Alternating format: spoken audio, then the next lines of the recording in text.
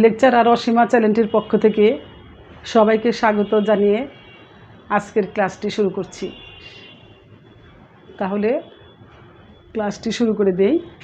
তো আমি যে বিষয়টি নিয়ে আজকে ক্লাস করব সেটি হচ্ছে, দেখো লিখে রেখেছি ঘরে বসে ইংলিশের বেসিক স্পোকেন। তো আমরা অনেকে আইএলটিএস করতে যাই, দেখা যায় যে আইএলটিএস 3 মাসের কোর্স। তো 3 মাসের কোর্স করে ইংলিশে তেমন কোনো ভালো রেজাল্ট আসে না।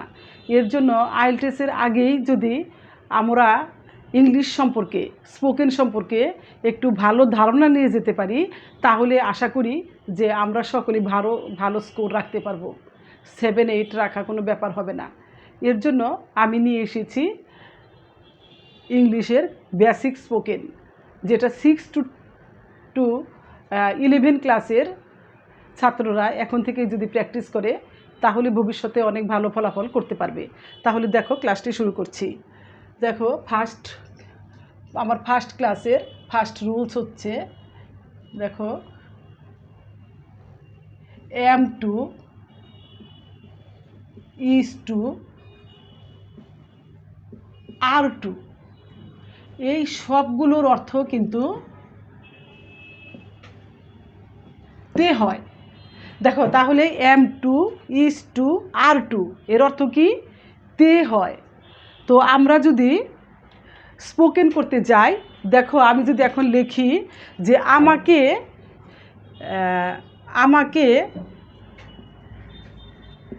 আমাকে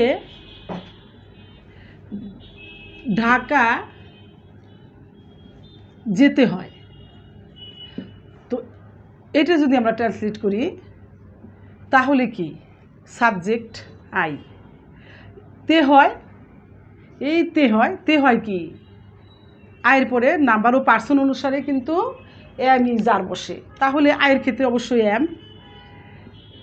আই এম টু, যেতে হয় go, I am to go to Dhaka, DHAKA।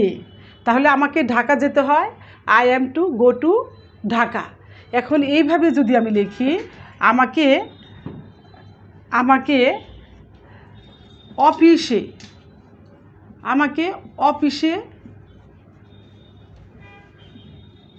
অফিসে যেতে হয়, আমাকে অফিসে যেতে হয়।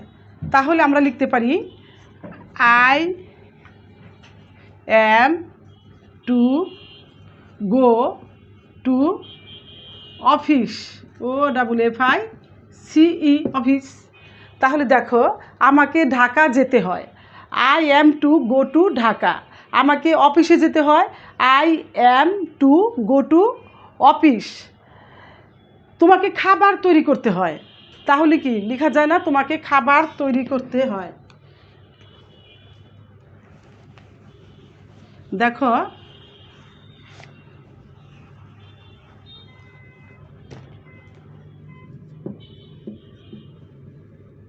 তোমাকে খাবার তৈরি করতে হয়। তাহলে তোমাকে কি আমরা লিখতে পারি? ইউ আর টু, তৈরি করা কি? Make, you are to make কি? Food, FOOD, food, make food.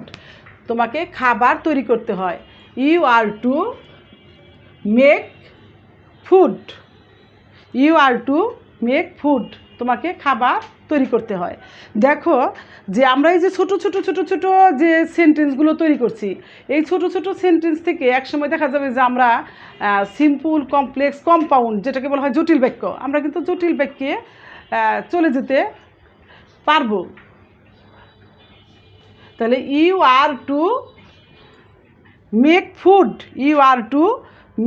Food, হ্যাঁ, তোমাকে খাবার তৈরি করতে হয়। তোমাকে প্রতিদিন আমার নিকট আসতে হয়,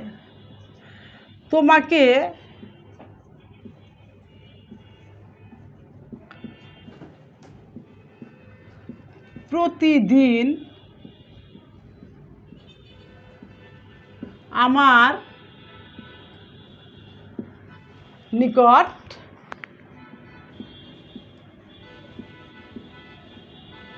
আসতে হয়। তোমাকে প্রতিদিন আমার নিকট আসতে হয়। তাহলে আমরা লিখতে পারি ইউ আর টু কাম মানে আসা, ইউ আর টু কাম কার নিকট? আমার নিকট। টু মি কখন? প্রতিদিন। তাহলে প্রতিদিন ইংরেজি কি? Regularly. R E G U R regularly, R E G U R ly, L A L Y, regularly, R E regular, L A R L Y, regularly, R E G U regular, L A R lar, regularly. দেখো তাহলে তোমাকে প্রতিদিন আমার নিকট আসতে হয়। You are to come to me regularly, তোমাকে আমার নিকট আসতে হয়। দেখো যে এইখানে দেখো এই যে তে হয়, এই তে হয় মানে কিন্তু এই যে আর টু। তাহলে আমরা সাবজেক্টের পরে কি বসাবো? যে তে হয় কোথায় আছে? তাহলে যখনই আমরা তে হয় পাবো তখনই দিব আর টু। তাহলে ইউ আর টু, কারণ কি নাম্বার ও পার্সন অনুসারে ইউ এর পরে আর বসে, আর আয়ের পরে এম বসে, এবং থার্ড পার্সন সিঙ্গুলার নাম্বারের ক্ষেত্রে হির পরে ইজ বসে। তাহলে সেই কারণে আমরা ইউ এর পরে আর দিলাম। You are to come to me, কার নিকট আসতে হয়? আমার নিকট আসতে হয়। You are to come to me regularly, তাহলে তোমাকে প্রতিদিন আমার নিকট আসতে হয়। You are to come to me regularly. তোমাকে খাবার তৈরি করতে হয়। You are to make food, you are to make food, তোমাকে খাবার তৈরি করতে হয়। তাকে ভাত খেতে হয়। তাকে আমরা এখন দেখো ফার্স্ট পারসন, যেটা first person I, second person you, third person he, আমরা হি দিয়ে এখনও কোনো সেন্টেন্স তৈরি করিনি। তাহলে এখন হি দিয়ে তৈরি করব। তাকে ভাত খেতে হয়। দেখো তাকে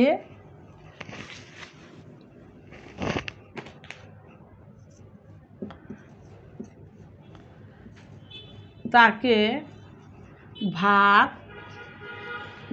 খেতে হয়। তাহলে তাকে ইংরেজি কি? হি। কিন্তু আমরা কি পাচ্ছি? ইজ টু হলো তে হয়, এই যে তে হয়, তাহলে হি ইজ টু কি খেতে হয়? ভাত। হি ইজ টু ইট মানে খাওয়া, ইট, কী খেতে হয়? ভাত খেতে হয়।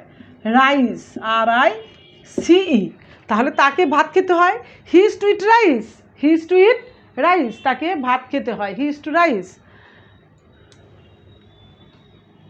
দেখো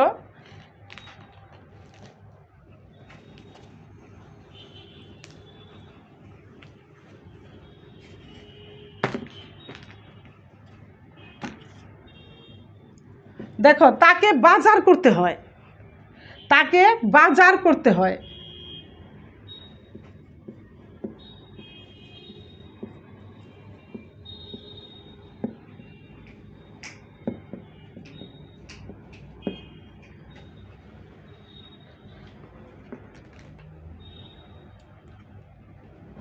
তাহলে দেখো তাকে বাজার করতে হয়। হি ইজ টু বাজার করা কি? Marketing, marketing, TING। দেখো তাকে বাজার করতে হয়। He is to marketing, he is to marketing, তাকে বাজার করতে হয়।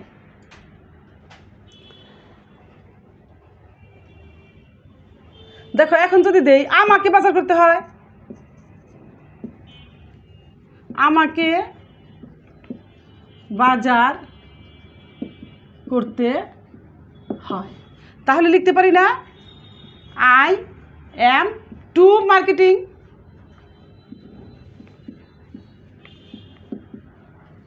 I am to marketing. তাহলে দেখো এই যে ছোটো ছোটো সেন্টেন্স, এই ছোটো ছোটো সেন্টেন্সগুলো যদি শেখা যায়, আত্মস্থ করা যায়, তাহলে কিন্তু আমরা একসময় অনেক বড় বড় সেন্টেন্সে পরিণত করতে পারবো।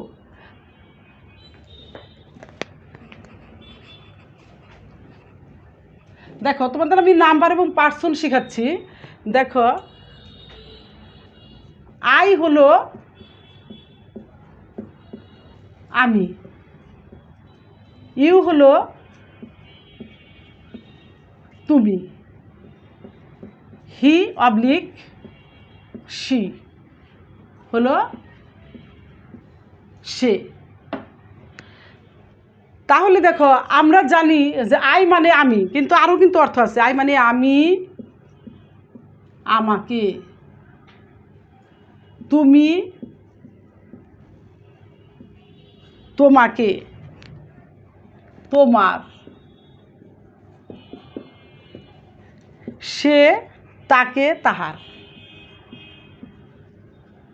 তাকে, তাহার বা তার। দেখো তাহলে আমরা কিন্তু অনেকেই জানি যে আই মানে আমি, ইউ মানে তুমি, হি মানে সে। কিন্তু আই মানে আমি, আমাকে, ইউ মানে তুমি, তোমাকে, তোমার। যদি তোমার বলা হয় তারপরে ইউ, যদি তোমাকে বলা হয় তবুও ইউ, হ্যাঁ, যদি তুমি বলা হয় তবুও ইউ। হি বা সি বললে সে, আবার তাকে বললেও হি বা সি, তাহার বললেও হি বা সি, বা তার বললেও হি বা সি। এখন তোমাদের দেখো আরও সহজভাবে তোমাদের আমি শিখিয়ে দিই যে এখন পার্সনের ক্ষেত্রে এটা কিন্তু ফার্স্ট পার্সন, এটা সেকেন্ড পার্সন। এই first person, second person, third person তুমি কিভাবে বুঝবে? যে আমি তুমি ছাড়া, আমি তুমি ছাড়া পৃথিবীতে যা কিছু আছে সবই থার্ড পার্সন। তাহলে দেখো তোমাদের একটা নোট লিখে দেই। আমি, আই, তুমি, ইউ। আমি তুমি ছাড়া পৃথিবীতে যা কিছু আমরা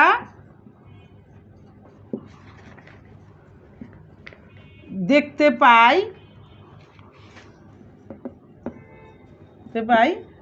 সবই থার্ড পার্সন, সবই থার্ড পার্সন। তো দেখো এই গেল তোমার আজকের ক্লাস। হ্যাঁ, তোমাদের যদি এই ক্লাসটি ভালো লেগে থাকে, আশা করি অবশ্যই ভালো লেগেছে। হ্যাঁ, আশা করি অবশ্যই তোমাদের এই ক্লাসটি ভালো লেগেছে। তো যদি তোমরা এই ক্লাসটি করে উপকৃত হও, এবং আমি প্রতিদিনই হ্যাঁ তোমাদেরকে এই সব রুলসগুলো দিয়ে থাকবো। আজকে ফার্স্ট রুলস দিলাম, হ্যাঁ তোমরা তোমাদের স্টোরিতে শেয়ার নাও করে স্টোরিতে রেখে দাও, হ্যাঁ যেটা তোমাদের পরবর্তীতে কাজে লাগবে। হ্যাঁ, এভাবে তোমার এই ফার্স্ট থেকে শুরু করে আমি যতগুলো রুলস দিব সবগুলি ক্রমান্বয়ে আমি ধারাবাহিকভাবে দিয়ে যাবো। আজকে ফার্স্ট রুলস দিলাম, হ্যাঁ আগামীতে হয়তো সেকেন্ড রুলস, তারপরে third rules, fourth rules, fifth rules, এভাবে আমি দিয়ে যাব। এর জন্য তোমরা শুরুর থেকেই তোমরা তোমাদের স্টোরিতে শেয়ার নাও করে স্টোরিতে দিয়ে রাখবে, যাতে তোমরা পরবর্তীতে এগুলো বাসায় বসে বসে পড়তে পারো। আশা করি ক্লাসটি ভালো লেগেছে। ভালো লেগে থাকলে তোমরা ক্লাসটি অবশ্যই লাইক, কমেন্ট, শেয়ার করবে এবং সাবস্ক্রাইব করে রাখবে। ধন্যবাদ সবাইকে। আজকে আসি।